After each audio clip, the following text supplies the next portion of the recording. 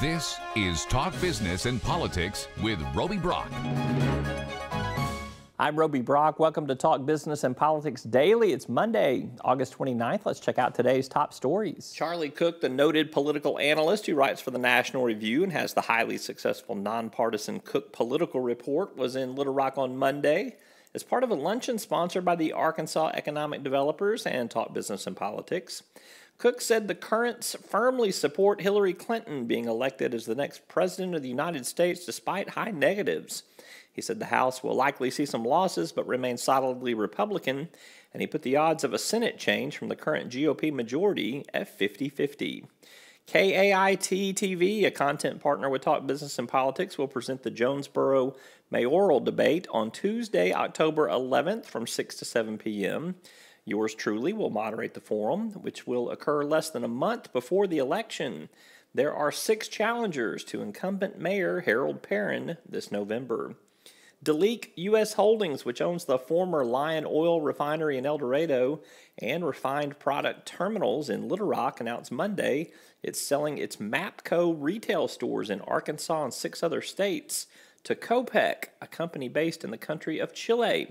Copec will acquire a 100% equity stake in Deleek's MAPCO Express for $535 million. Deleek's sale of its retail locations allows the Brentwood, Tennessee-based energy company to focus on its refining business, which includes that company's El Dorado and Tyler, Texas refineries. And those are your top stories of the day. You can check out a full read on those articles and much more at our website at talkbusiness.net. Now, after the break, John Brummett of the Arkansas Democrat-Gazette joins me to talk politics.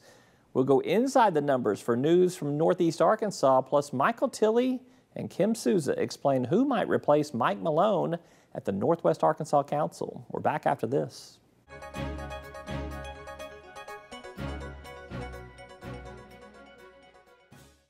First Security is here. Only here. So that means we're here, here, and here. Even here. And definitely here. Because here is where we want to be for you. First Security Bank. Only in Arkansas. At Deltic Timber Corporation, we believe in the responsible creation of communities, in the development of neighborhoods that bring convenience and comfort to life, while respecting the beauty and delicacy of nature. Like the harmonious balance of environment and expansion found in the thriving communities of Chenal Valley and Chenal Downs in Little Rock and Red Oak Ridge in Hot Springs. Because the best communities in the natural state are the ones that help keep it that way. On Mondays, we sit down with John Brummett, political writer for the Arkansas Democrat-Gazette. He is a Talk Business and Politics contributor too. Welcome, always good to be with you on a Monday. My pleasure. Charlie Cook was in town today to talk about the political landscape, presidential race, Senate race, House race. I'm going to give you the thumbnail version because you couldn't be there. He says Hillary Clinton wins, but it'll be not a huge landslide, but she wins comfortably. Senate, 50-50 chance of it going to the Democrats or holding with the Republicans, and the House definitely stays Republicans as a check and balance. Agree or disagree? Generally agree. Right now, if we voted right now, I think there's a chance Hillary Clinton could win by 8 or 9 points and could get up to 400 electoral votes if we voted right now. I think it's going to tighten up. Well, I've been saying that. I had a column 9 days ago that said we're getting ready for an 80-day narrative of Trump closing the gap, and I think it's gone the other way in the first 10 of those 80 days. But she's got all the, she has the Democratic electoral advantage, sort of the Obama coalition and the changing demographic and the strong blue states, California, New York, and all in between. She has all that. Plus, she has the benefit of the fact that what ought to be a public mood that works against her, which is that everybody's sick of politics as usual and establishment politicians, she happens to be opposed by a guy who is so odd that he's the issue. He wants the campaign to be about him. Well, apparently, but it's not working. Right now, her lead is solely the result of partly the natural advantage to the Democrats, but the fact that there are a lot of center-right Republican-leaning voters white college-educated women, suburban voters, who just can't go with him. And because he is just, the race is becoming less about anything than about him, and she wins that way. Yeah. So one of the big... The Senate. Oh, go ahead. Oh, go ahead. No, I'll finish up on the Senate. What do you think? Do you think it goes Democrat? I don't know, and Charlie comes all this way and says it could be 50-50. Well, but that's probably a fair. That's the only way you can assess it. But here's the talk I'm hearing, and it's dangerous if you're a Democrat. Democrats are starting to use the word landslide, and they're talking about taking back the Senate.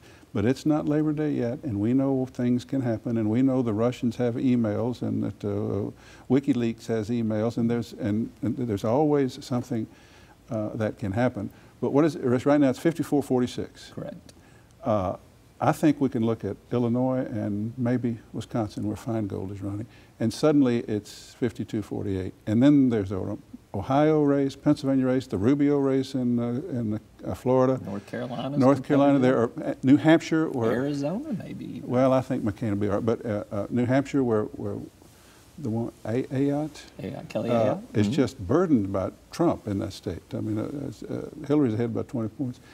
There is today, I think if we voted today, Hillary would win a significant electoral and popular vote victory, and the Democrats could wind up with 51 or 52 senators today.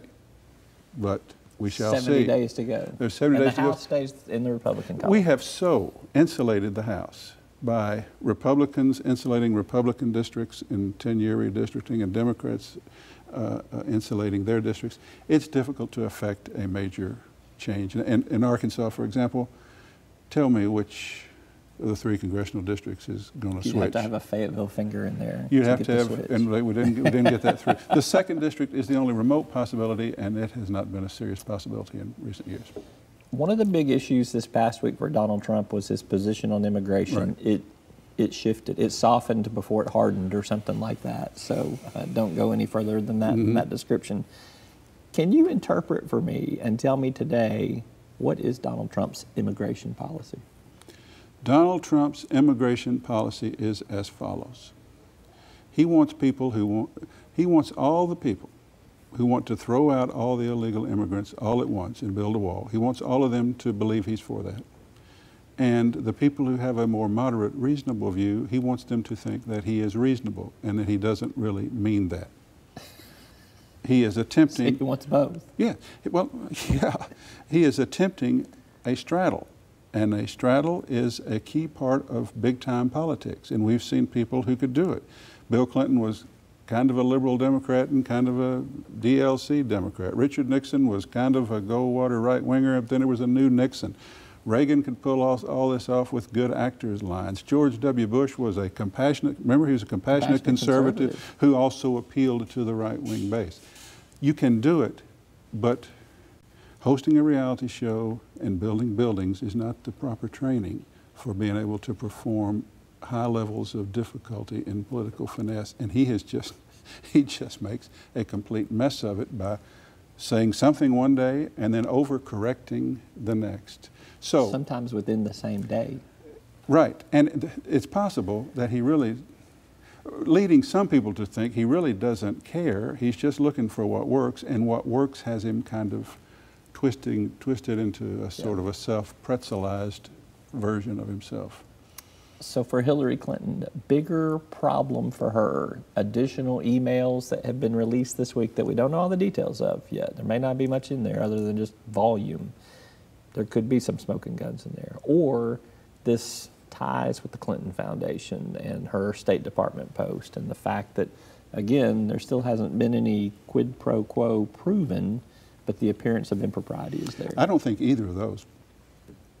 The emails, this new batch of emails discovered, these, the FBI director, when he made his report that he had found nothing to charge her with, he disclosed at that time, oh, by the way, we found these so many thousand, 15,000 pages, and what's in them is part of our finding, and we do not believe those were intentionally withheld from us. So, unless he totally made that up, and I don't think a reputable FBI director would make that up, I think there's nothing devastating in there. The Clinton Foundation, unless she was so, her problem is circumspection, not corruption. It just is. It's a good distinction. Well, I mean, she doesn't attend to ethical appearances. She stays in trouble for not attending to them, but nobody has yet found anybody who made a donation to her husband's foundation that that in turn netted anything in terms of a quid pro quo. And let's remember, yeah, the Clintons have gotten rich, but we're arguing about money that really rich people around the world gave to a foundation to do charity. Yep. You know, so I don't see that as a devastating issue either. I think whatever the WikiLeaks guy, he said he's got Julian more stuff. Assange. More stuff. And he says it depends on how people react to it. Some of it is very interesting. That, from what we know right now, nothing can stop her, I don't believe. But it's, as always, it's the unknown. I mean, what's out there to come? See, and I think some of that's baked into the formula already. There's a public perception she's not trusted. Right. They think she's capable and competent, et cetera. Yeah, I think if it's standard, I think if WikiLeaks does something in October, an October surprise, which will not be a surprise, right. and it's Hillary didn't tell us the whole truth about her emails or some of the. Well, that's just Hillary. Yeah. Right. It has to really be damning to change the narrative. All right, last question for you. Keith Jackson, who does play-by-play in the booth for the Razorback football games, announced he does. Yeah, you know Keith Jackson. I know. He says that this is going to be his last season. He wants to watch his boys play college football. Any truth to the rumor that you're thinking about applying for that job? I would be excellent.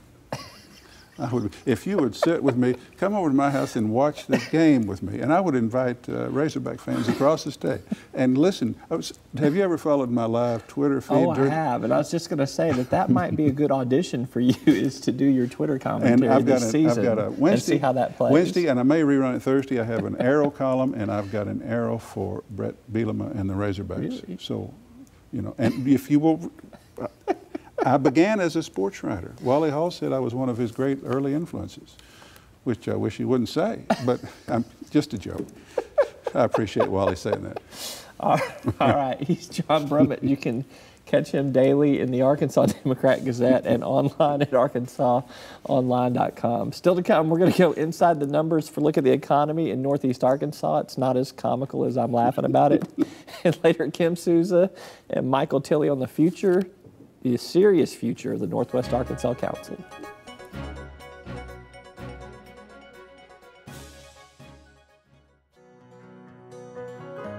Each day, the promise of our nation begins again. Arkansas and America moving forward. I help make that promise a reality.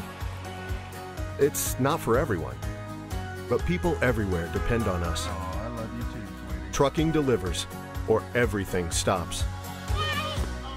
And that's what drives me. I did. As Arkansas's population grows, so do our energy demands. But with the right mix of resources, reliable, affordable power will always be a reality. These resources are all around us in our rivers, blowing through our trees, even right below our feet. The answer isn't focusing on one resource, it's embracing them all. The electric cooperatives of Arkansas know that a balanced approach to power builds our communities and powers our dreams. Visit themixmatters.com and see why there's power in knowledge.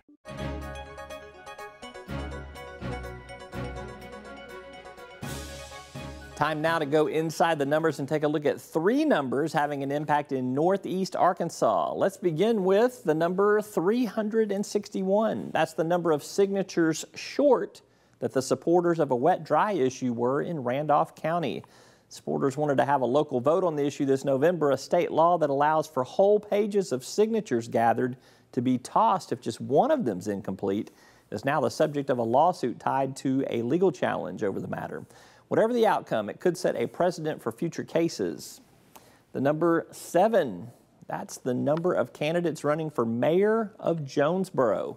Incumbent Mayor Harold Perrin has garnered 6 challengers, including Nathan Coleman, Amanda Donovan, Tom Elwood, Harold Copenhaver, Greg Stillwell, and John Street. Just a reminder, mayoral races are usually nonpartisan and they can have runoff elections 2 weeks after the general election on November 8th, so politics may not be over up in Northeast Arkansas. 949, that's the number of graduating seniors during the summer commencement ceremony from Arkansas State University. It is the largest number in a summer graduation in ASU history. In about a week, we will have numbers on the enrollment for fall classes at the Jonesboro campus. Remember, Arkansas is undergoing a funding formula change for universities and colleges that's going to shift emphasis from enrollment to graduation success. You can keep up with reporting on statistics such as these daily in our stories at our website at talkbusiness.net. Still to come, Michael Tilley and Kim Souza with Talk Business and Politics on the future of the Northwest Arkansas Council. With Mike Malone leaving the CEO spot, who might be his replacement? Find out after this. Circuits turn on the lights by making a connection, by closing the loop. At Entergy, we believe our economy is circular too. What you put in comes back. So we invest billions in new infrastructure, which helps attract new industry, which helps create new jobs. We partner with local communities to electrify the economy. And together, we power life. Entergy. You've likely heard of the Great Arkansas Treasure Hunt. In fact, you or your business may have property to claim in the hunt. But where does this treasure come from? Businesses like yours. The law calls it unclaimed property. If your business is holding money on its books that you've not been able to return to the owner, it's most likely unclaimed property, and the law requires it to be sent to the state auditor's office each year. Auditor Andrea Lee's office can make the process for businesses to comply with the law easy and straightforward. Help us help you return Arkansans' unclaimed property at auditor.ar.gov.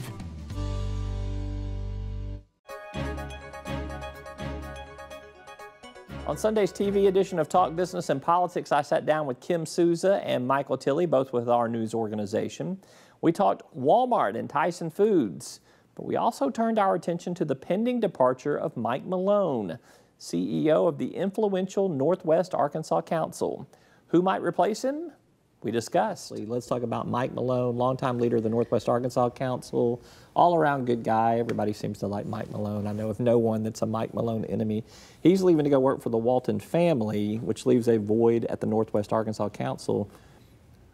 Maybe not who will replace Mike Malone, but what type of person will replace Mike Malone, do you think, Kim? That's the golden question. I really don't know.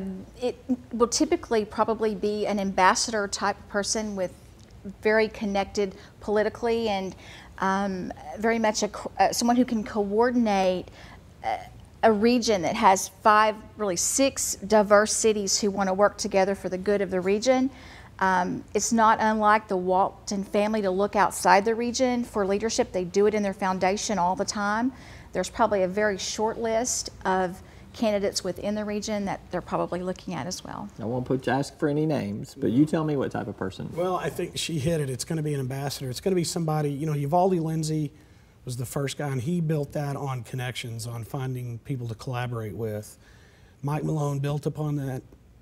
He's been there 10 years, which is incredible for that kind of high pressure, high profile job. And, you know, I think they are, it would not surprise me for that somebody to come in from outside with those skills in terms of how to get federal grants, that kind of money, because there continue to be some significant infrastructure issues in Northwest Arkansas that they have to address. And so just a few, the orange barrels out there. So it's infrastructure and workforce priorities. And I don't think it's going to be someone necessarily who applies for the job. I think it'll be somebody they go recruit. Yeah. Let's talk business and politics. Executive Editor Michael Tilley and Northwest Arkansas reporter Kim Souza. You can catch more of our conversation online at talkbusiness.net. That's all for today's Talk Business and Politics Daily. Thank you so much for watching. Check us out online at talkbusiness.net for the latest in business and politics. Plus, follow us on Twitter at TB Arkansas or on Facebook or LinkedIn. Just plug in Talk Business and Politics to find us and follow. If you want to receive our daily email newsletters, they're free. You can receive them every morning in your inbox before 7 a.m. Just email me at roby@talkbusiness.net and I'll sign you up.